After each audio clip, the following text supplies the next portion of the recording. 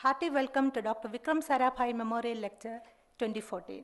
And today, we are honored to have an acclaimed management expert and well-known leader in public and private sector industries, Sri G.K. Pillai, Managing Director and Chief Executive Officer of Walchan Nagar Industries Limited, Pune, for delivering the memorial lecture.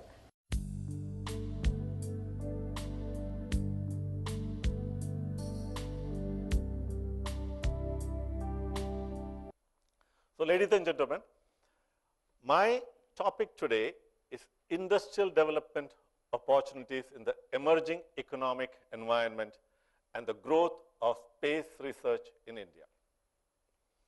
It's a long topic. I will try to do justice, keeping the time limit, and I hope around 40 minutes. 30 minutes.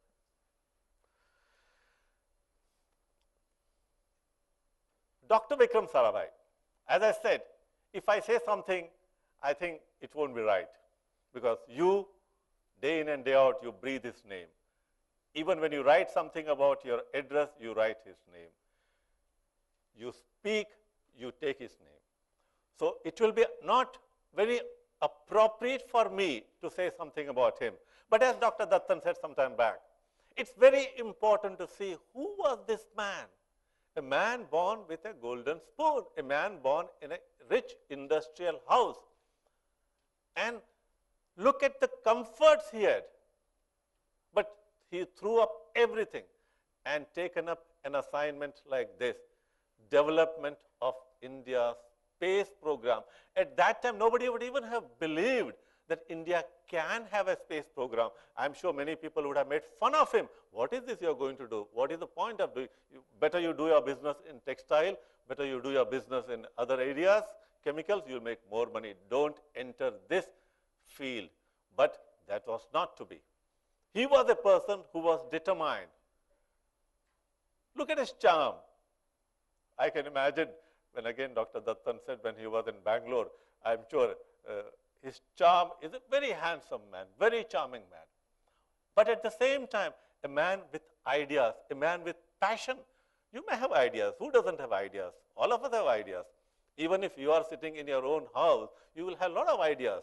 But how to make that ideas into reality is everybody can't do that. And that is Dr. Vikram Sarabhai.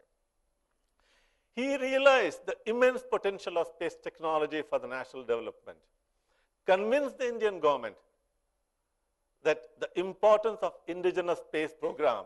I am sure there would have been a lot of talk. What is the point of spending so much money of sending a rocket to the space? That would have been, even when Pandit Nehru accepted or agreed to his request, there would have been a lot of people in the cabinet, in the government, in the bureaucracy who would have said, no, there's no point. It's just a waste of money when the country requires more other important areas of development. So, ladies and gentlemen, this was Dr. Vikram Sarabhai. And whatever is touched, this is called the Midas touch. You look at it. You look at IIM Ahmedabad. Every boy or girl who wants to pursue a career in management thinks, I should go to IIM Ahmedabad. His PRL, which he started, VSSC, which he started, even the institutes of, like Mr. Dattan mentioned, Sarabhai had a ceramics unit. At one time, Sarabhai ceramics products were one of the best in the country. So he was a man with a golden touch, and you, or I should say we, the whole country is lucky that such a visionary was born in this country. It's a matter of great sad that such visionaries, as they say, is in Hindi they say, wo Bhagwan ko bhi pyare hote hai. They are more, even God loves them, so the God picks them up, and at the age of 52, Dr. Sarabhai left this world. There are a lot of things to talk about him, but I have thought at least few, even though you may be aware of that, but as Dr. APJ Abdul Kalam, when he mentioned about India's vision for space program, he surmised the following one-page statement from Dr. Sarabhai. And it is very important. I'll just read it. I know you would have read it many times. India with a mighty scientific knowledge and powerhouse of young, You look at the word powerhouse of young, it's not just a statement, he means it.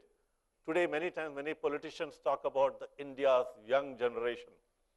But when a man like Sarabhai mentioned, he realized the potential of young should build her own huge rocket systems and also build her own communication, remote sensing, and meteorological spacecrafts, and launch from her own soil to enrich the Indian life in satellite communication, remote sensing, and meteorology.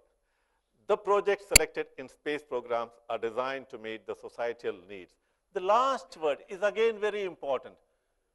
As again our present Prime Minister did mention, it is the societal need, the need of the common man, the need of the people, the ordinary people.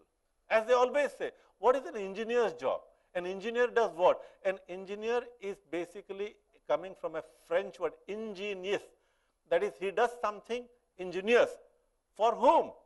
If you look at the engineering, I'm sure most of you would be engineers in this hall, right from time immemorial, the engineer's job has been to develop things for the benefit of mankind. Today we talk a lot of big, big things. We talk of, you look at the chain pulley, you look at the wheel, you look at the gear. How are those things? How did those things come? Just for the benefit of the mankind.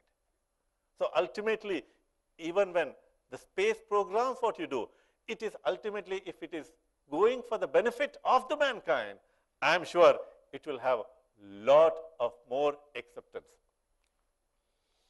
Space, the final frontier. You know, they say uncharted land. Uncharted land, you know, if you are living in Kerala, you will find a lot of places you can go. You can go to the Himalayas, you can go out of the country, you can go to the deserts in Sahara, uncharted territory. But you can go. You can go. You can either go on your own, you can go through a vehicle, you can go anywhere. But space is something, time immemorial, people have been thinking, what is there up? What is there up? So it's not today, even years ahead, years back, people, there was a quest which has inspired millions of generations, right from the Vedic period. If you look at our own mythology, you find there are a lot of things are there. People may think it's an imagination. I'm not going into discussion there, but people say it is true. People say it's all humbug. But definitely there is something. We always look what is there on the other side. And space is one area which is always has been a mystery. And to understand the cosmos, to understand its relationship to life and science, and to explore strange new world, to seek out new life and new civilization, to boldly go where no man has ever gone. I'm sure there may be a lot of anecdotes, you know, roaming around in every family. You know, our mothers or our grandmothers, they'll be always thinking that what is moon? Moon is a god. Pray to God. You know, you find in Moro, in all over the country, particularly I lived in North, there's a lot of moon is very important, you know, a part of a deity.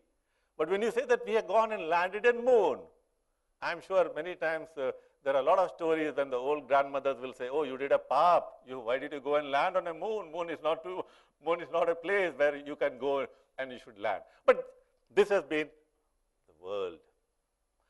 India had a very rich heritage in the field of space.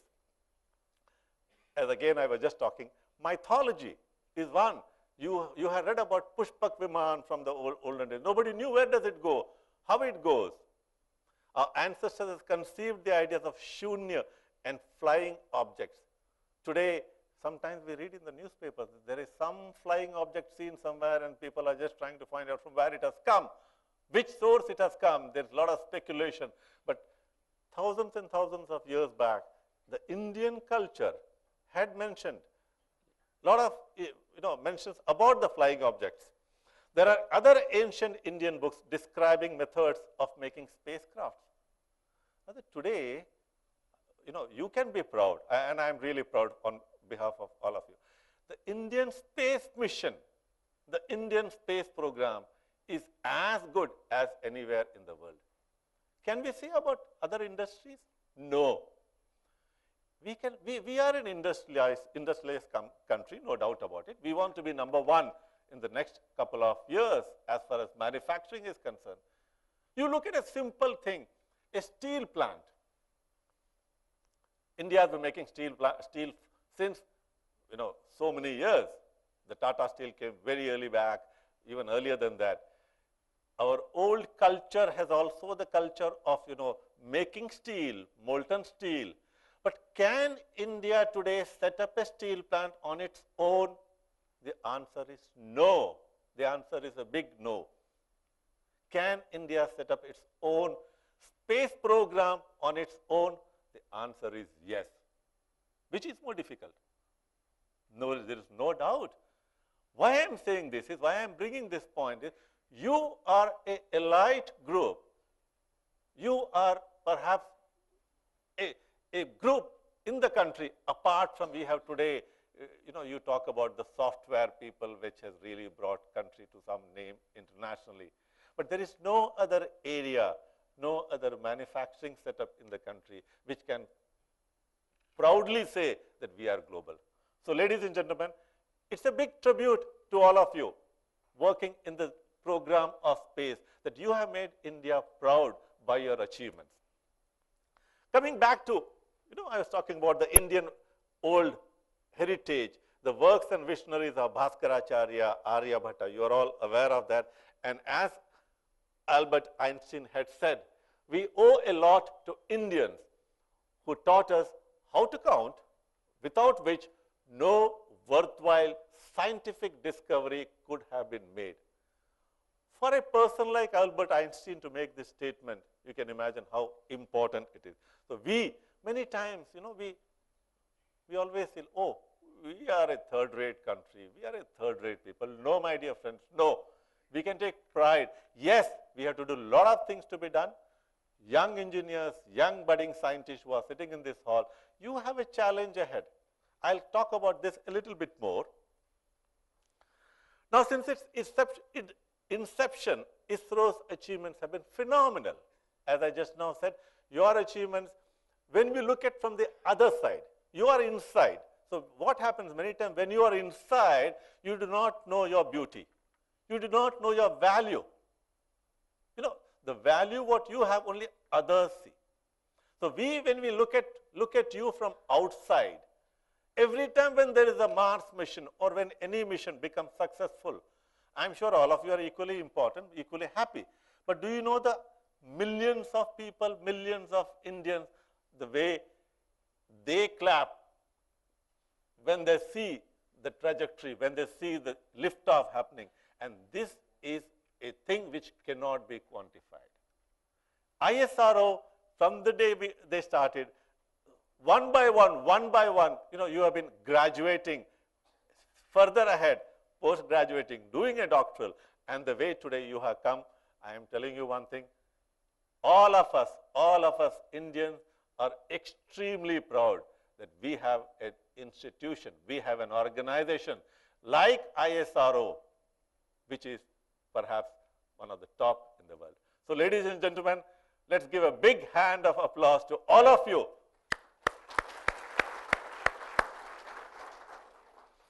I don't have to tell much about what all you have been doing, because you are aware of that. But what I say, that as an outsider, we know that yes, there has been phenomenal achievement what ISRO has done. India has already emerged as a formidable space power in the world.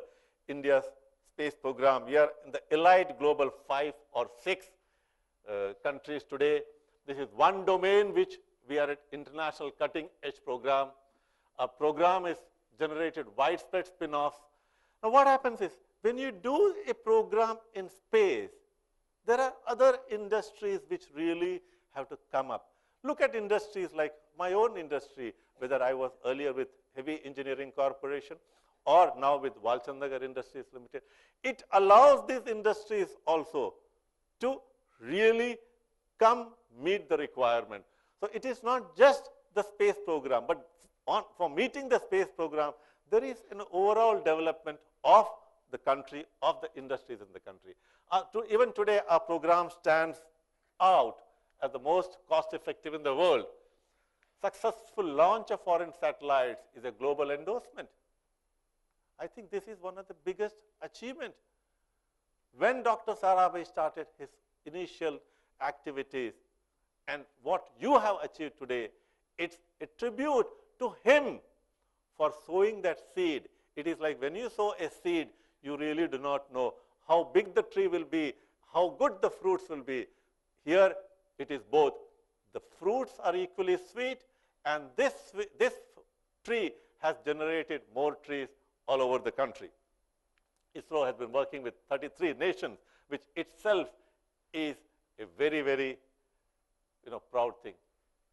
This is a slide which I made, which you know better than this. I'm just skipping this, and both the slides I had made, I had prepared it, but I'm definitely skipping. Because for us, when we see this, it's something great. It's great. So then I can imagine how you may be feeling, maybe 100 times more than a common man. It's very interesting to know. I'm sure this people are aware of that. The cost effectiveness. See, ultimately, when you do something, if it is not cost effective, it's not at all important. Here you find that I am told that around 74 million was our Mangalyaan cost. The latest Hollywood movie with Sandra Bullock and George Clooney, it's almost 100 million, more than that. And you look at the way the NASA's expense is almost about 10 times than what we are doing. What does it mean? Is our product inferior? No, not at all. It is the way we engineer the product. It is the way you have made your design and engineering in such a manner that with the least cost-effective manner you are able to make your product. This is a big achievement. Suppose instead of 670 of what NASA has done, and you are able to do it in double of that, $1,300 or $1,400 million, do you think we would have been successful? No.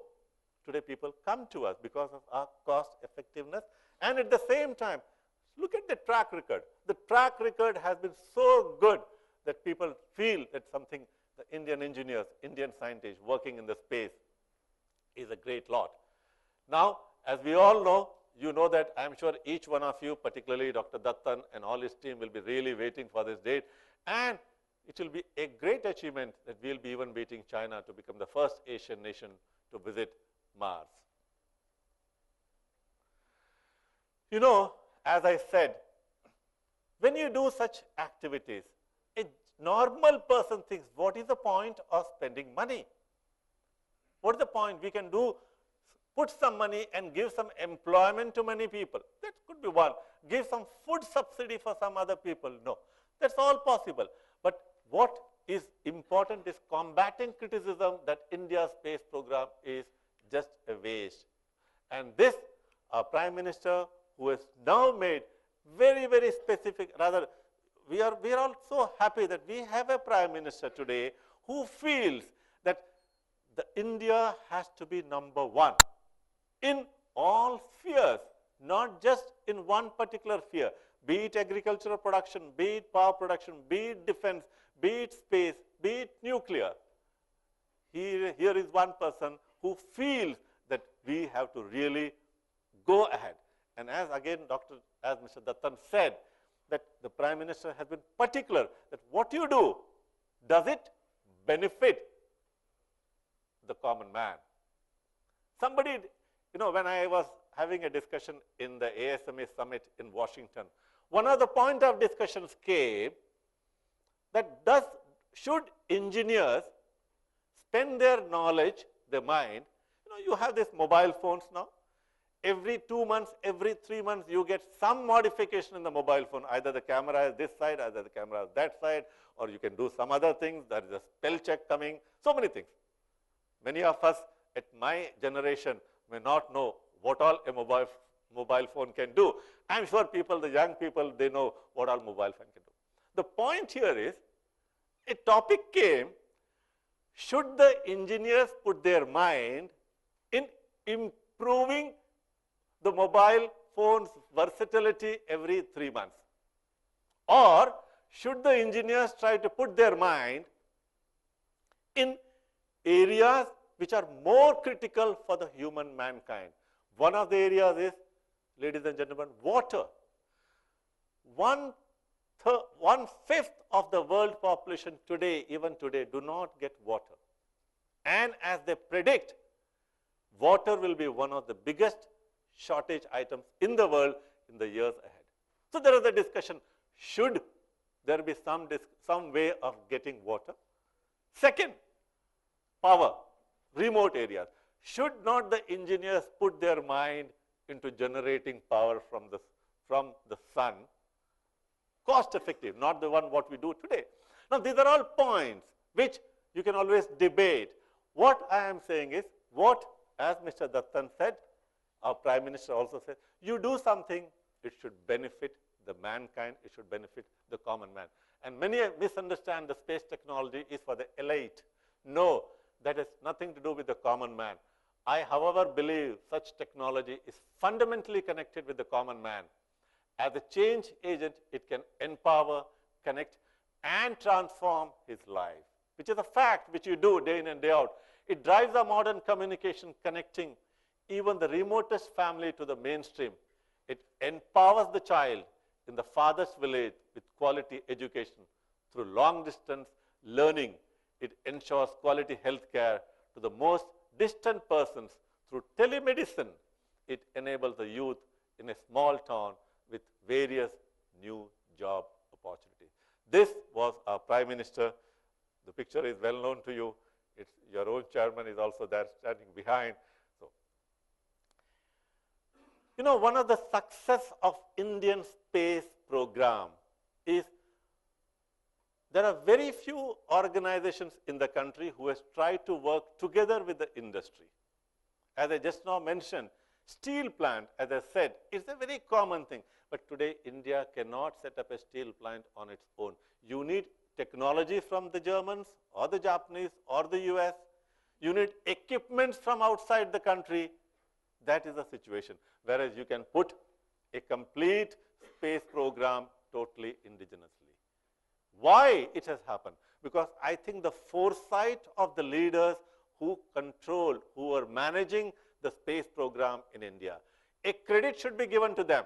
Because imagine if we had not developed the whole thing indigenously.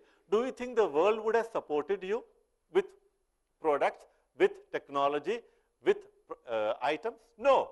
It is your ingenuity, your intelligence, along with where you have taken private partners, be it HAL, be it Walsanagar Industries, be it Godrej, be it Larsen Toubro, be it HEC. ISRO or a VSSC has worked together, and that, I think, should be one of the most successful models. Today, you look at our defense sector. India is such a large country.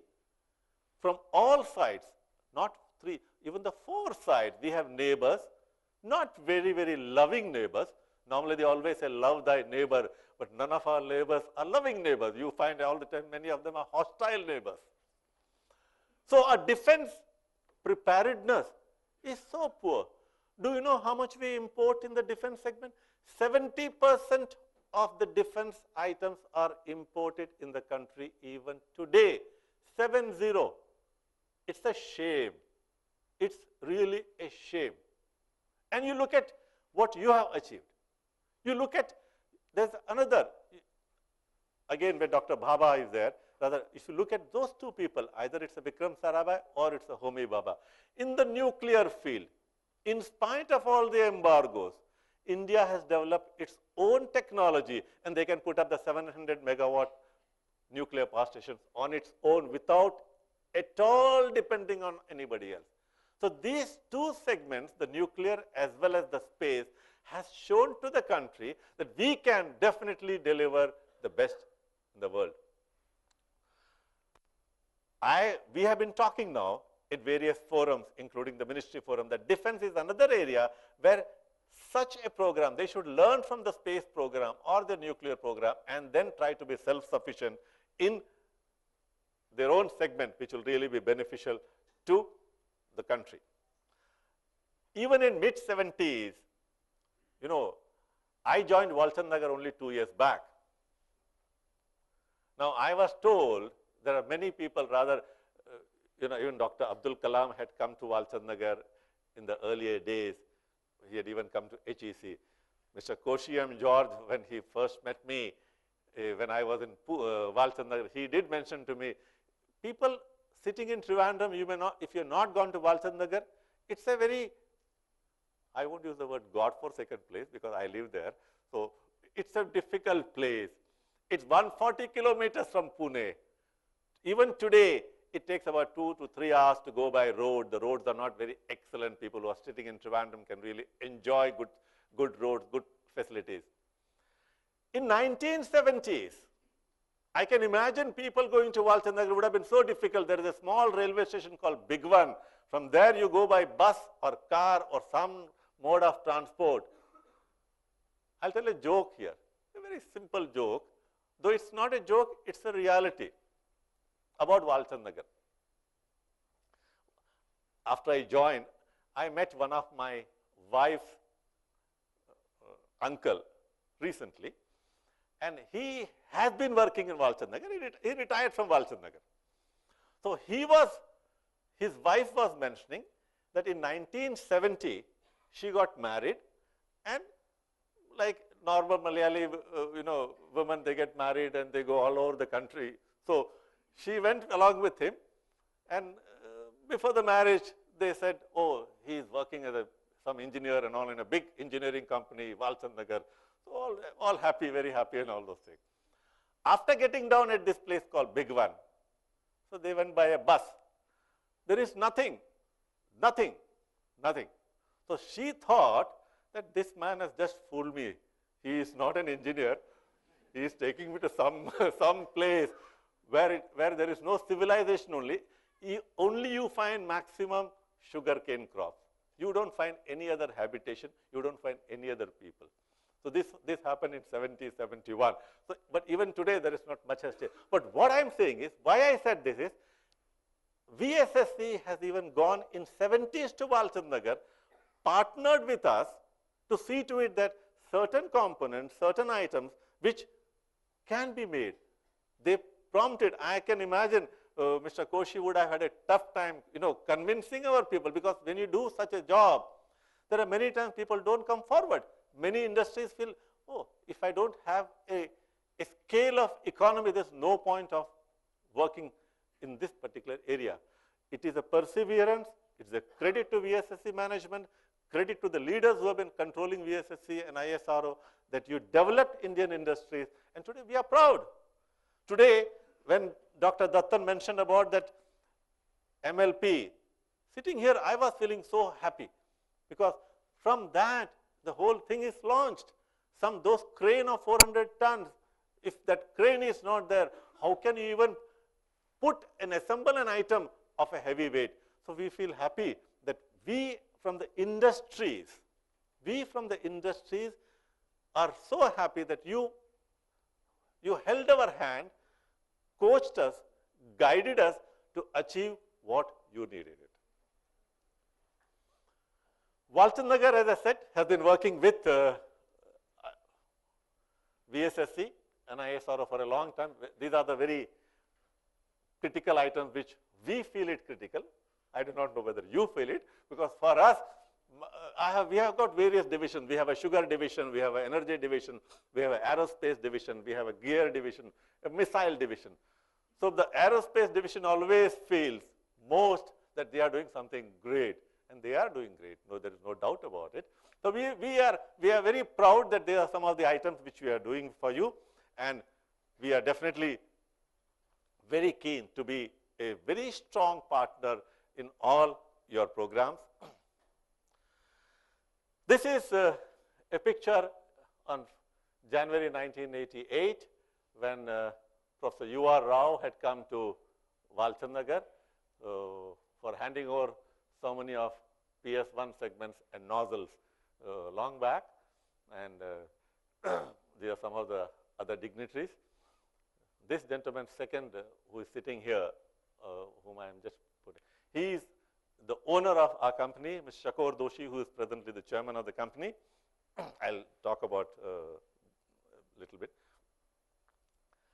Now, I would like to assure the space program, the Government of India's space program, that Indian industries are well poised to enhance our role significantly to take part in the future programs of ISRO.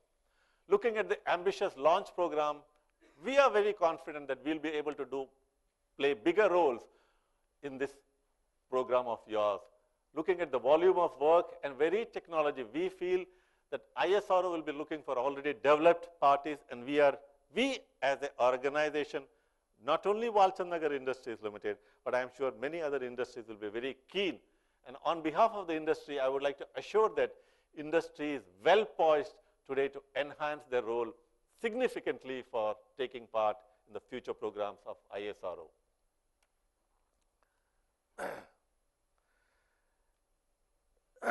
Ladies and gentlemen, I was just trying to give you a brief about how the space industry has graduated over the years in the country. I will just try to know, most of you are from the space segment, but still having come to give a talk to you, I thought I will even keep you abreast about the industry, because I am not a space person, I am basically an industry person. So I thought I'll just take you around to what's happening in the country, what industry is poised to, what exactly the industry is poised to. A brief, about 3-4 slides to give you an idea. What happens is, many a times, people become very dull. The last couple of years, honestly, the Indian economy and industry has struggled in the last few years. See, we talk about inflation, we talk about everybody has a problem of money. Who doesn't have a problem of money? Be it school education, be it household things. How does the economy improve? The economy improves only if there is a growth, and growth happens only if there are new areas, new avenues. So the last couple of years has been bad as far as the industry is concerned, economy is concerned. We are lucky that 2008, the economic slowdown which happened in America and Europe did not affect India to such a large extent. Do you know the reason why? One of the reasons is, one of the important reasons, Indian public sector. We criticize Indian public sector, but I can tell you one thing, the Indian public sector is a strong, it's very strong. Indian banking system. People again criticize the Indian banking system, but you find, look at the way the world, top bankers of the world collapsed. Indian banking system is a conservative banking system. We always feel it's a conservative, but that conservatism has really helped us to withstand all the pressures. So coming back, India has witnessed low growth rates for the last couple of years. The coming decade promises to be one of rapid economic growth. A stable government at the center, recovering global economy, positive socio-economic factors. When Vikram Sarabhai or Dr. Homi Bhabha went to Jawaharlal Nehru and said, this is the program we want to do it, as Mr. Dattan said, Nehruji would have said, go ahead. Could you imagine the last couple of years, any decision like that could have happened? No. You need a strong government with a strong mandate. So today, the country is witnessing a strong government with a strong mandate. It's not which party, which policies, no. What is needed is stability. Stability of the government so that the decision making can be very, very good. And that, fortunately today, we are in this situation. A stable government at the center is there. The union budget which has just now been presented, what is important is a big push to infrastructure, manufacturing technology in the years to come.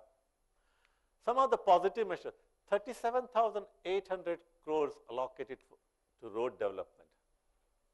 I am sure many of you sitting in this room, their children would be in the US or some other countries. Many, I'm sure people would have gone. Or even if they are not there, many of you would have gone and visited some of the foreign countries.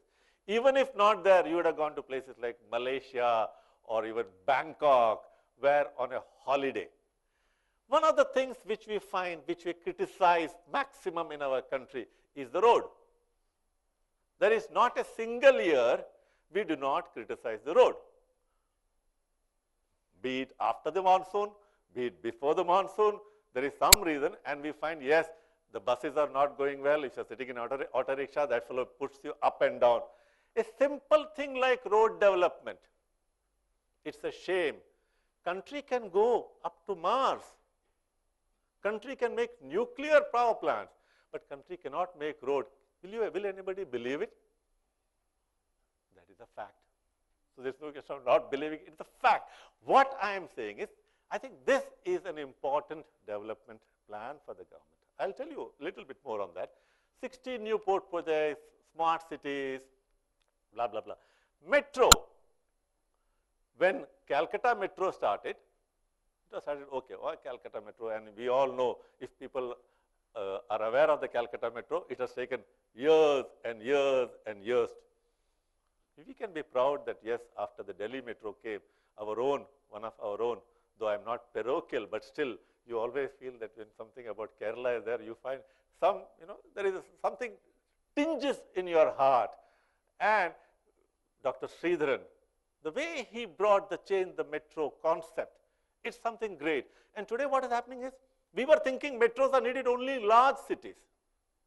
But today, any city more than 20 lakhs population will go for a metro.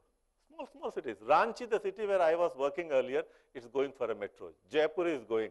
I'm sure Cochin we all know. Even Trivandrum should have. Now that is the way the country can develop, improving rail connectivity. See, sometimes you feel sad. I first went to Japan in 1974. I just graduated in 73 and I was lucky enough to go to Japan on a training in 74. At that time, Japan has got that bullet trains.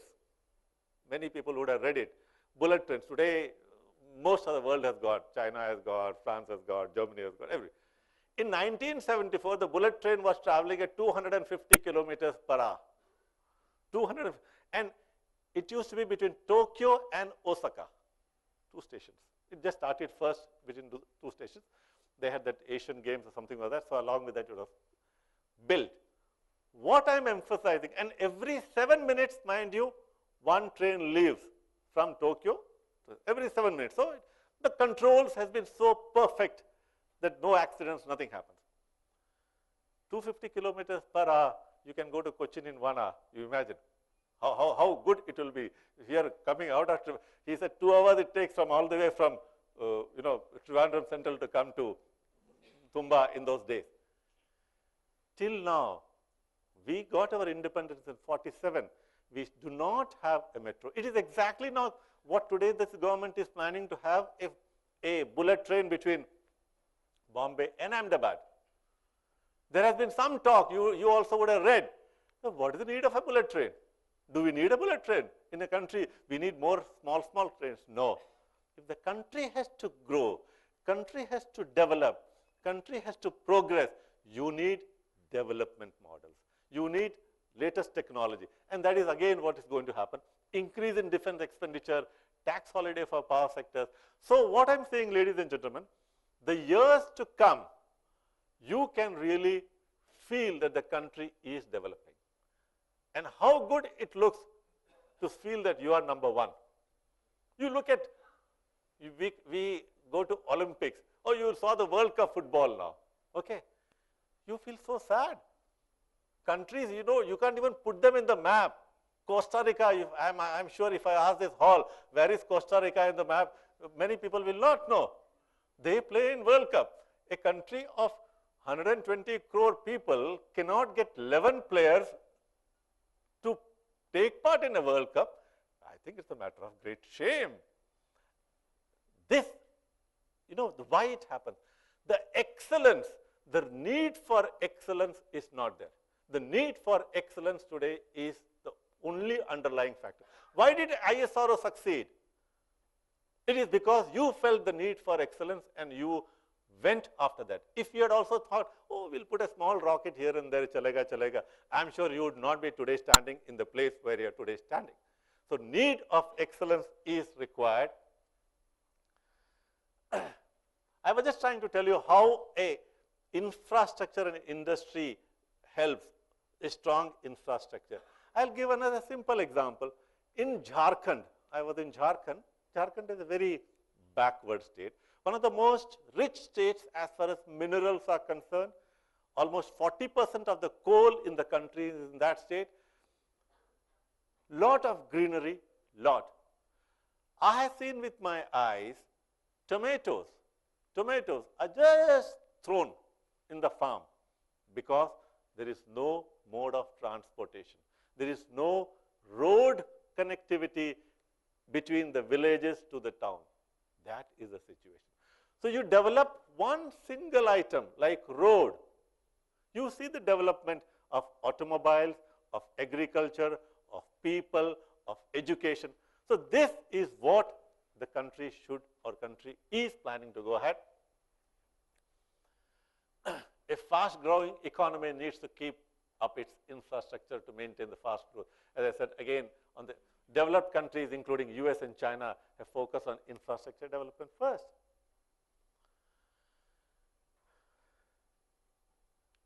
China spends 11% of its GDP on infrastructure and we are hardly about 6%. This I just now explained to you how a simple road can make a huge difference to economy. People don't, economy is only an industry, a factory. No, economy is even a simple thing like a road.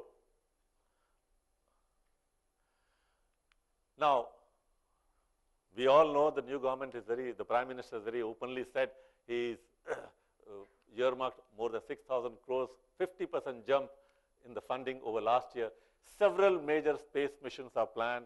I am sure you all will be, looking forward for a glorious innings, a glorious time in the years ahead. Ladies and gentlemen, I thought I will just give you a small brief about the industrial development opportunities emerging in the country. I thought I'll take you back to history. Vikram Ambalal Sarabhai, as we all know, 12th August in 1919, he was born in a Jain family, they are basically a Jain industrialist family. And if you look at the founder of the Walchand Nagar Industries Limited, Seth Walchand Hirachand, he was obviously born a bit earlier. He set up this industry. Very interesting thing. When I did in my last talk when I had come to Trivandrum, I did mention that he set up his industry for three major, his main idea was make transportation of the three major routes. And which are the three major routes? Sea, Hindustan Shipyard Limited, Vizag, was started by Seth Walchand Hirachand. Air, Hindustan Aeronautics Limited at Bangalore, including people who would have traveled to Bangalore earlier, not the new airport. The old airport was known as the HAL airport. HAL airport was actually set up by Walchand Hirachand Group. And the road, the earlier famous Premier Padmini car, which is now not there. You don't find a Premier. You can find a lot of Padminis, but you don't find much Premier. So Premier, even the Premier tires has gone. That's why I meant. So all the Premiers are going. Perhaps the word Premier has got something to do with it. So air, sea, and water, all the three transportation, he was a pioneer. He was a pioneer. And heavy engineering, the Idukki Dam, all the engineering was done by this group. What I wanted to emphasize is, he was a visionary, like Dr. Vikram Sarabhai. He visioned that, yes, the country will grow, and the villages have to grow. Sardar Vallabhbhai Patel has mentioned about him. He is a true patriotic industrialist. Many times we always have a feeling an industrialist is only there to make money. I always say, industrialist has to make profit, no doubt. But profiteering, when it happens, then it becomes a difficult thing. He was a person who used to really take pride. If you look at any of our tagline, it says excellence in engineering. We believe that. We believe that we as a partner to the country's growth through engineering and excellence in engineering.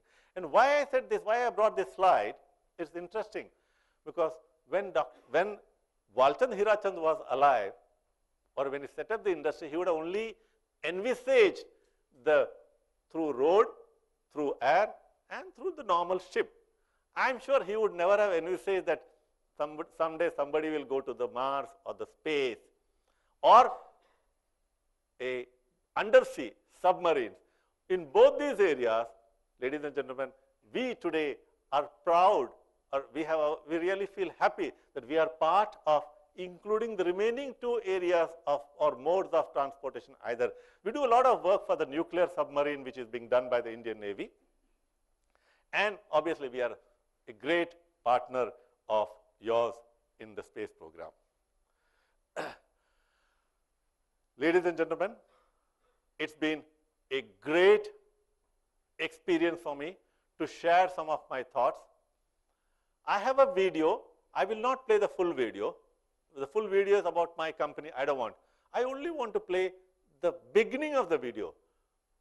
And that will, I'll just play the video. So don't worry, it will not take more than a minute.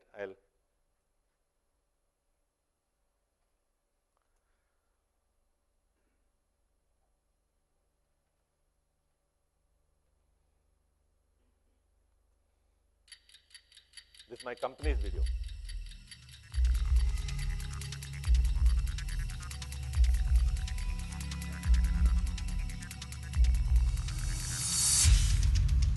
October 22nd, 2008.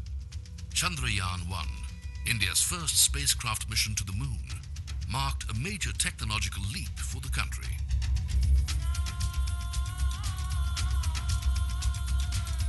Many critical components for the launch vehicle of this high-tech mission were manufactured by one of India's foremost heavy engineering companies.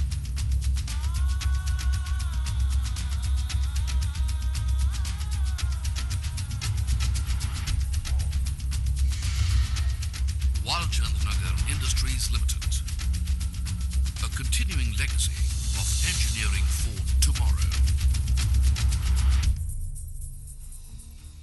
Walchand Nagar Industries has been associated with the Indian Space Research Organization since its inception and was the first Indian company to manufacture critical components for their Polar satellite launch vehicle.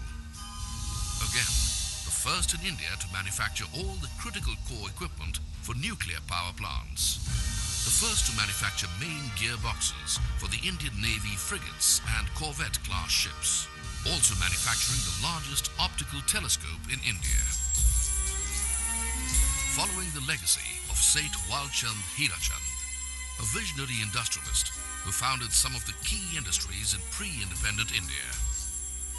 Pioneer in aircraft manufacturing, maritime shipping, shipbuilding, automobiles, construction of dams, bridges, tunnels, hume pipes, power projects, heavy engineering and manufacturing of industrial machinery and plants.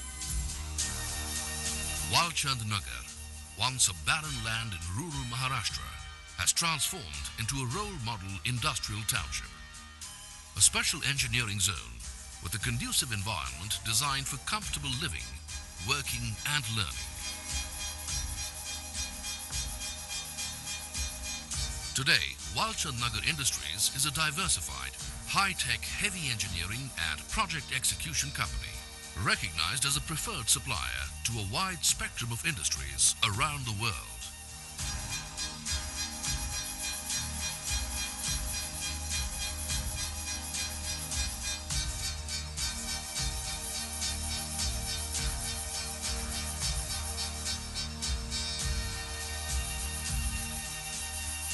High-pressure boilers for steam and power generation. Turnkey independent power projects. The first in India to execute an independent power project based on municipal solid. I had promised I will not play the whole video, because this is not a platform for me to tell about my company. But why I showed this video? The video is not made for this program. The video is the common video. And I wanted to tell you, ladies and gentlemen, the amount of pride we take in saying that we are part of India's space program. Ladies and gentlemen, it gives me immense pleasure. It's been a great honor for me to come and talk to all of you on the birth anniversary of one of India's greatest sons, Dr. Vikram Sarabhai.